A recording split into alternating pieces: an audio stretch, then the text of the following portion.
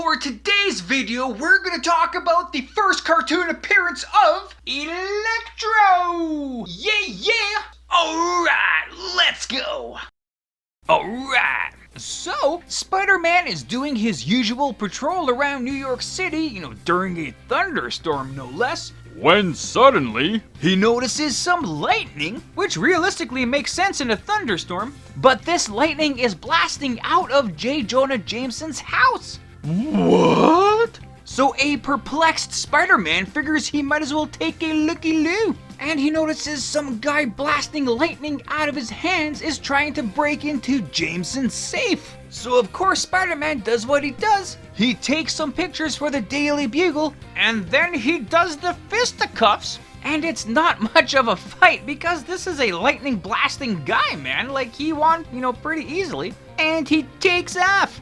Gone. Meanwhile, at the Daily Bugle, J. Jonah Jameson is pissed. His house was robbed and Spidey was there, so naturally he blames Spider-Man. He even rejects Peter's picture of Electro as basically Photoshop because no, I know it was Spider-Man, so this picture goes counter to my narrative. And he throws the pictures out. And now Peter is totally bummed. He's not some 2-bit robber. He has to clear Spider-Man's name by proving that Electro is real and was the one who ganked Jameson's cash. So while Spider-Man is back on patrol, he comes across Electro again. A little bit of a tussle again, but again Electro overpowers him and gets away. This time Spider-Man was able to get a spider homing device thingamaroo on Electro before he split, and split he did, to a jewelry store to do another heist. But when Spider-Man shows up to an empty store and an empty safe, the NYPD think that he robbed the place. Like, why would he still be hanging out there? And where did he put the loot, right? Like, in his tights? Come on! But Spider-Man, like any innocent person, takes off when the law's questioning him. And now he's really bummed out, man. And he's now even more determined to get Electro. But he needs to regroup. So he, as Peter Parker, comes up with a new webbing concoction to offset Electro's voltage, which is basically just putting asbestos in the web fluid. Hey, I hope you got a good doctor there, Spidey. And he even made a new Electro tracer finder thingy so he can, find him wherever he is. Which, not gonna lie, man, that's actually pretty impressive. So Spider-Man is back out in full swing, literally and figuratively, and he stumbles upon Electro's lair in the abandoned amusement park. His new weaponry is working out like fantastic, right? There ain't nothing Electro can do to actually kind of work against Spider-Man. Well, I guess except, going for a bit of a Scooby-Doo-esque chase scene through an amusement park, which really makes no sense. It's like, oh no, Spider-Man is after me, so I'm gonna go on the roller coaster and have a grand old time. Yippee! What the hell are you doing, man? But somehow it works, man. He's able to get away from Spidey for a while. But Spider-Man is finally able to capture Electro in the Hall of Mirrors, and for some really good measure, he puts Electro in a spiderweb net and hangs him out in front of J. Jonah Jameson's office window at the Daily Bugle, proving that Electro exists and was the person who robbed him earlier. So Spidey saves the day and Jameson eats crow. A grand day indeed. And with that, that is the end of this fantastic tale. So yeah, man, that was actually a pretty hip and happening episode, right? Was it the best one that they ever had in this series?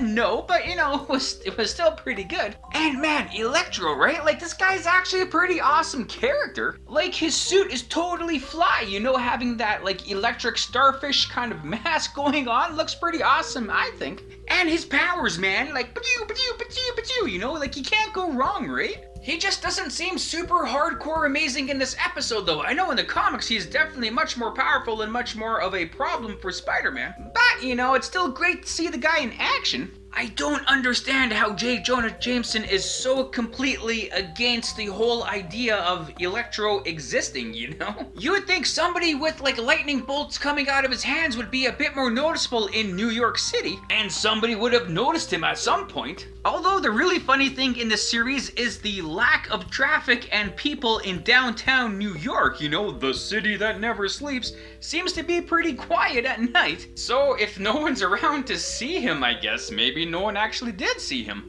And then when Peter Parker actually presented proof to J. Jonah Jameson, you know, with a picture of Electro in his own house, "Man, it's just Photoshop, man, I don't want this, I'm J. Jonah Jameson." Like, they touched on this ever so slightly in the episode, but wouldn't J. Jonah Jameson question how Peter got that picture in his house? "So Peter, you're saying that you were outside of my house in the middle of a night in a thunderstorm and you just somehow appeared in the 3rd floor to take a picture? Like, what were you doing there and how did you get into my house?" That's a pretty hip question, right? But no, JJ won't question that. Why would he? Now, I'm no stormologist, you know, or anything, but I would think that swinging around incredibly high up New York City skylines would be dangerous in a thunderstorm. Do you have better odds getting hit by lightning from Electro or from Mother Nature?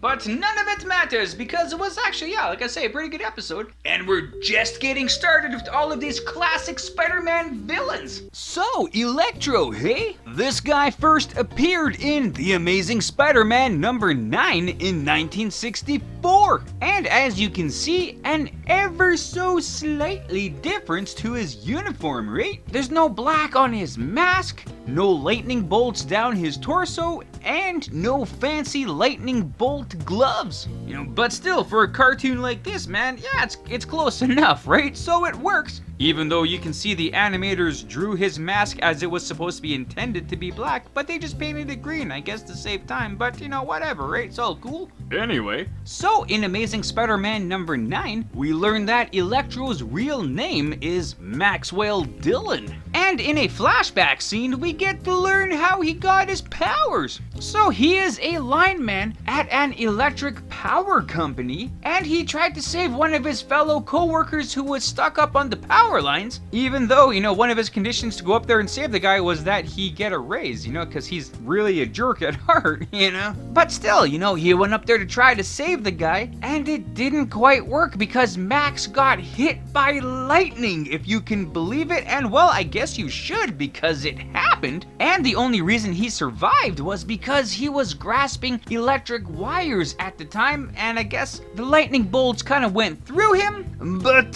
he learned that he was now a conductor of electricity, and pew pew pew, man, he learned to harness his powers, and well, you know, it's time to start robbing banks and making money at that point, right? Because, well, yeah, why not, eh? So this featured episode is incredibly loosely based on this comic book issue. Only a few concepts kind of made it from comic book to cartoon, and even then, I guess really not really, right? So Electro did not rob J. Jonah Jameson's safe in his house, he robbed a bank while J. Jonah Jameson was there. At the bank, Spider-Man did get a photo of Electro robbing a house safe, but that wasn't J. Jonah Jameson's house, that was at some abandoned apartment. The reason J. Jonah Jameson thinks that Electro is Spider-Man is because he's seen Electro crawl up a wall basically magnetically and figured, you know what, the only person who can crawl up a wall like that is Spider-Man. So yeah, these guys are one and the same.